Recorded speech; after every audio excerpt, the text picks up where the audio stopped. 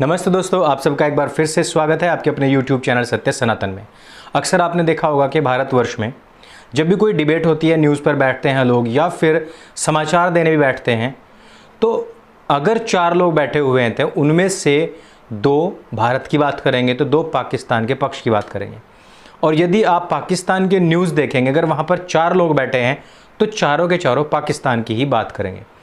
इसका कारण क्या है? इसका कारण है कि वो लोग, उनका जो कॉन्सेप्ट है वो 1400 साल से बहुत क्लियर है और वो ऐसे लोगों को चुनते हैं जो जर जोरू जमीन किसी एक में से भी, किसी एक के भी लालची हों, उन्हीं को पकड़ करके अपनी तरफ मिला लेते हैं। आपने भी देखा होगा भारतवर्ष में भी जब मुसलमानों के नाम हम देखते हैं और उनके सरनेम देखते हैं तो वो अपने सरनेम अभी तक चौधरी, राजपूत, गुज्जर, मलिक इस तरीके से लगा करके रखते हैं, अर्थात सीधे पता लगता है कि ये पूर्व में हिंदू थे। लेकिन ये पूर्व के हिंदू अब के मुसलमान क्यों हैं? उसके पीछे के रीज़न बहुत सारे हैं। कहीं ना कहीं हिंदुओं के द्वारा उनको बर्खास्त किया गया, कहीं ना कहीं उनको जर जोरू ज़मीन का लालच दिया गया और कहीं ना कहीं जो उनके काम थे खुद के किए जाने वाले वो गलत थे, उनको वो बदस्तूर जारी रखना चाहते थे। हिंदुओं ने उसका बहिष्कार किया और मुसलमानों ने उसको एक्सेप्ट कर लिया और उसके बदले कीमत क्या वसूल की? पूरा का पूरा पाकिस्तान और बांग्लादेश। जी हाँ, आज की वीडियो में बात करूंगा मोहम्मद अली जिन्ना की। मोहम्मद अली जिन्ना जब पैदा हुआ था तो वो उस समय पर हिंदू था। उसकी पूरी की पूरी जो पिछली पुश्तें थी वो सारी की सारी हिंदू थी, लेकिन एक बात के चलते हुए ही वो मुसलमान बना। मोहम्मद इकबाल, जिसने सारे जहाँ से अच्छा लिखा था, वो उस समय पर जब पाकिस्तान अलग देश की अवधारणा को लिए हुए बैठा था, उस पर काम करना चाहता था, उस समय पर मोहम्मद अली जिन्ना जो कि नया नया कन्वर्ट हुआ था, उसको उसने कैच किया, नया देश मुसलमानों का पाकिस्तान बनवाया और हिंदुस्तान के गले की हड्डी बना करके उसको रख दिया।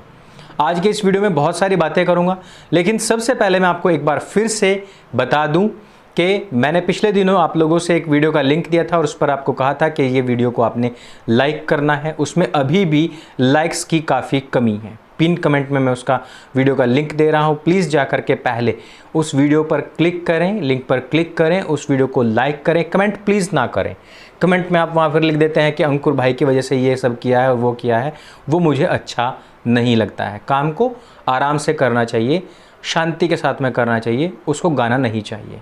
इस वीडियो में हमारे साथ बने रहिए।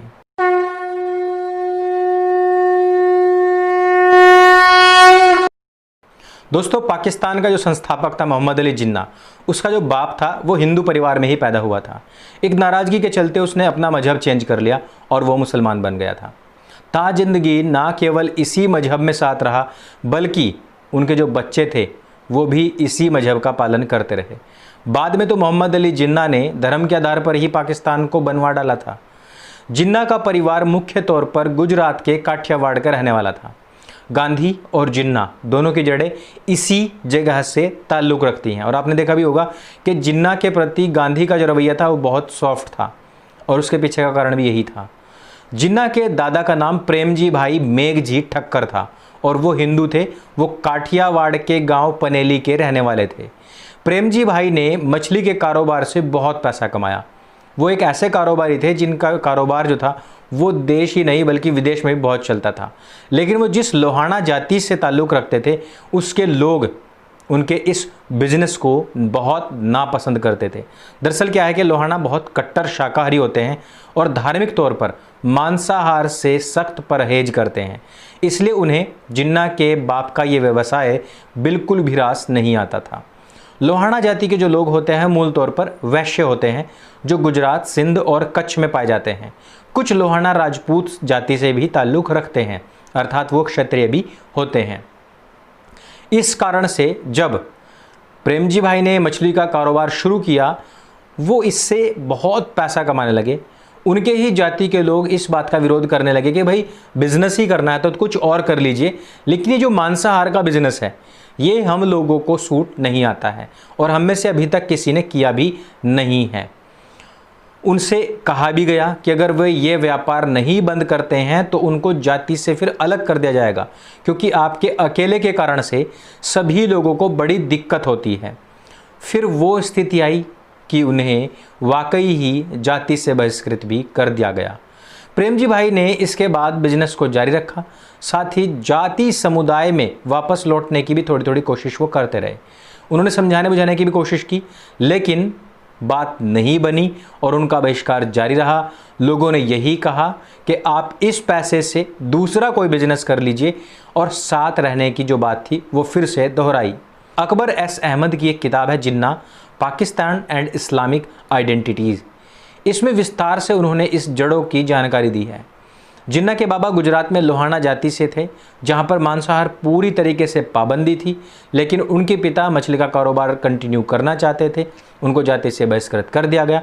इस बहिष्कार के बाद प्रेम जी लगातार वो हिंदू बने रहे, लेकिन उनके बेटे पुंजालाल ठक्कर को पिता और परिवार का जो ये बहिष्कार था, ये इतना अपमानजनक लगा कि उन्होंने गुस्से में अपनी पत्नी और अपने चारों बेटों का मतांतरण करवा लिया और वो मुसलमान बन गए। हालांकि प्रेम जी के बाकी जो बेटे थे वो हिंदू ही बने रहे, और उन्होंने कभी भी जो अपना कारोबार था ना उसको बदला और ना ही अपने मजहब को बदला। इसके बाद जिन्ना के पिता पुंजालाल के रास्ते अपने भाइयों और रिश्तेदारों से अलग होते चले गए। वो काठियावाड़ से कराची चले गए। वहाँ उनको बिजनेस बहुत सारा फला फूला, और इतना ही नहीं, उन्होंने देश ही नहीं बाहर भी इतनी तरक्की की कि उन्होंने अपना जो ऑफिस था वो लंदन तक खोल लिया।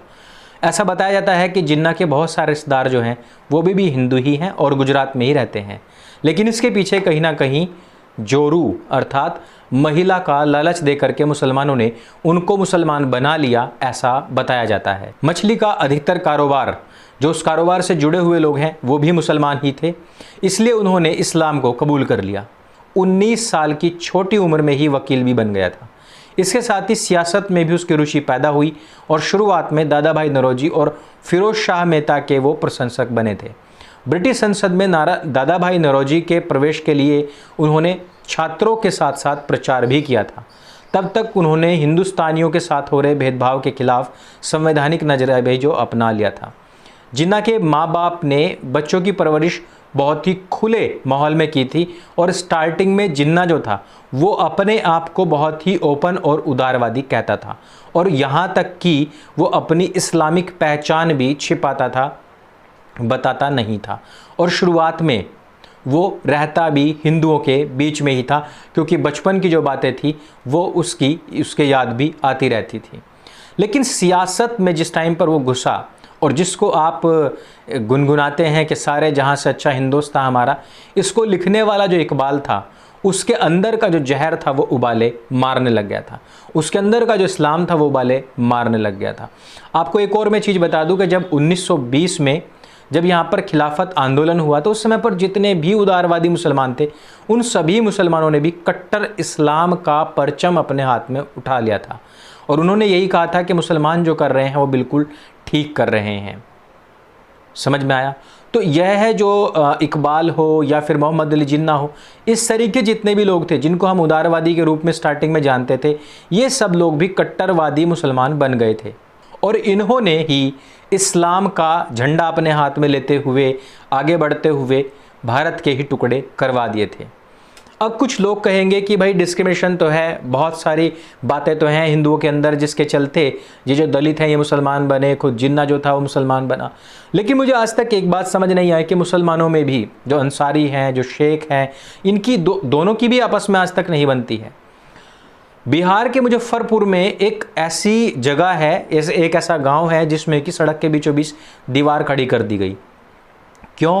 क्योंकि जो शेख हैं वो अंसारियों की शक्ल नहीं देखना चाहते, और अंसारी जो है वो शेखों की शक्ल नहीं देखना चाहते, और दोनों के दोनों मुसलमान हैं।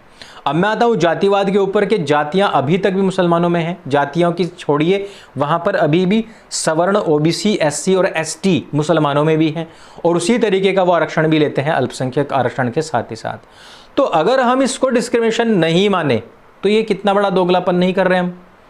तो यहाँ तक की स्थिति है कि एक दूसरे की मस्जिद में नहीं जा सकते, और ना केवल एक दूसरे की मस्जिद में जाना भी विरुद्ध, बल्कि एक दूसरे की मस्जिद उड़ाते भी हैं। ऐसी स्थिति में हम क्या कहेंगे? तो डिस्क्रिमिनेशन तो हर जगह है, लेकिन हिंदुओं में अगर आज आप देखेंगे शहरों में 50 से 60% शादियाँ अब दूसरी जातियों में होती हैं, अर्थात स्वतंत्र स्वतंत्र शादियां होती हैं जो लड़का और लड़की एक दूसरे को पसंद करते हैं, लेकिन यहाँ 73 फ़िरक़ों में एक दूसरे में शादियां नहीं होती हैं। इस्लाम की वो सीख जो एक लिबरल मुसलमान को, जो एक उदारवादी मुसलमान को भी कट्टर बना दे, और इतना कट्टर कि कैंटोनमेंट बना दे, भारत के दोनों तरफ दो दो पाकिस्तान का बंटवारा करवा दे, ये चीज़ जो विचारधारा है वो 1400 साल से चली आ रही है। इस वजह से दोनों तरफ ही सोचने की आवश्यकता है कि जर जोरू ज़मीन के लिए यदि कोई अपना मजहब छोड़ दे तो क्या उस आस्तीन के सांप को हमें लिबरल समझना चाहिए, और दूसरी तरफ कि क्या हमें अपने लोगों के साथ में इतना बुरा रवैया करना चाहिए कि वो एक दिन हमारे ही दुश्मन बन जाएं। तो इस वीडियो में सिर्फ इतना ही। इस वीडियो का मकसद है आपको एक सीख, एक नैतिक शिक्षा, एक एजुकेशन देना, ताकि आप लोग भी इतिहास से कुछ सीख सकें। पिन कमेंट में लिंक दिया है, उसको जाकर के लाइक करें। आपका बहुत बहुत धन्यवाद। मेरे संग बोलिए सत्य सनातन वैदिक धर्म की जय। जय हिंद, वंदे मातरम।